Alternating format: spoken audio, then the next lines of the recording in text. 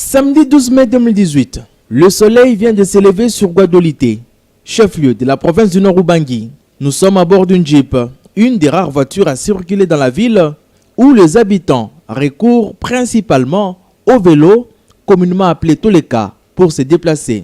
Nous avons rendez-vous ces jours avec les réfugiés centrafricains installés au bord de la rivière Ubangi. Cap donc sur Moba-Imbongo, ville frontalière du nord de la RDC avec la Centrafrique. Après avoir roulé pendant 30 minutes sur une route complètement asphaltée, voici apparaître la rivière Ubangi. Elle sépare la Centrafrique de la RDC.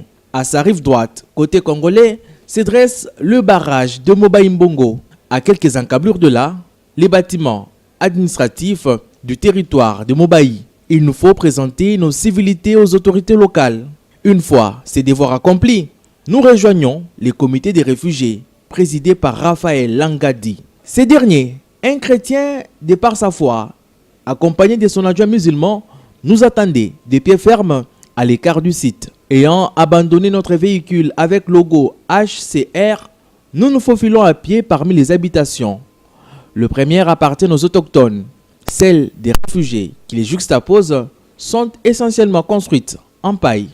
Les réfugiés de ces sites ont fui les derniers affrontements de 2017 entre groupes rebelles en Centrafrique dans la ville située à quelques jets de pierre de l'endroit où ils se sont installés côté RDC.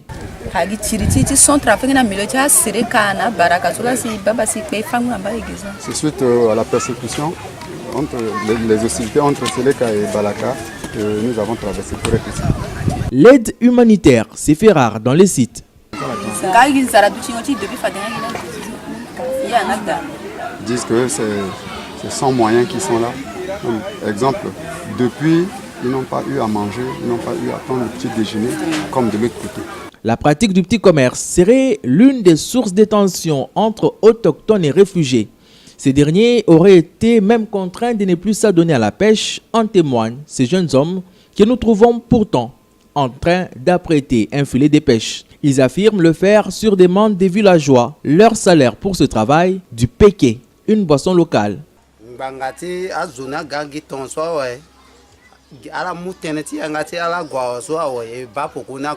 que quand les gens arrivent et qu'ils prennent leurs impressions, une fois partis, ils sont oubliés ou abandonnés.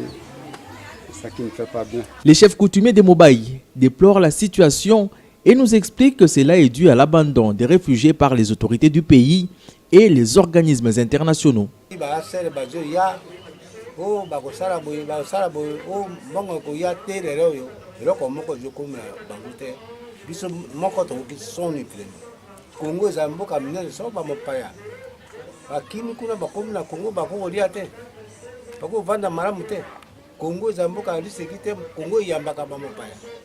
L'instinct de survie s'est emparé de tous, y compris des plus petits.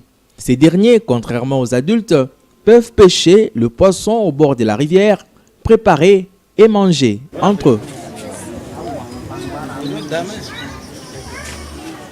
Rares sont les enfants qui vont à l'école. Puisqu'il n'y a pas de travail, donc ici il n'y a pas d'école, comment je dois faire? Nombreux de réfugiés ne savent à quel saint ou diable c'est voué. Elle n'a pas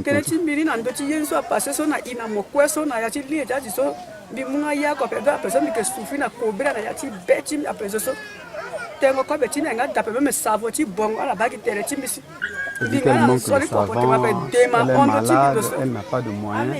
Le plus ardent, c'est que nous demandons au HCR de voler à notre secours. Parce que quand on quittait la Centrafrique pour venir ici, on a déjà pris le statut de réfugié. Et que seul le HCR est habilité à nous protéger, à nous venir en aide, en alimentation, à nous assister, hein, comme d'autres dans d'autres camps, tels que le camp Ike. Nous sommes hors camp, c'est vrai, mais nous avons ce même statut de réfugié. Chrétiens et musulmans cohabitent pacifiquement dans ces sites, même si quelques incidents ont été signalés dans un camp très loin de là, à Kotakoli. Dit que ici, chrétiens et musulmans n'ont pas de problème. Entre nous, on s'entend.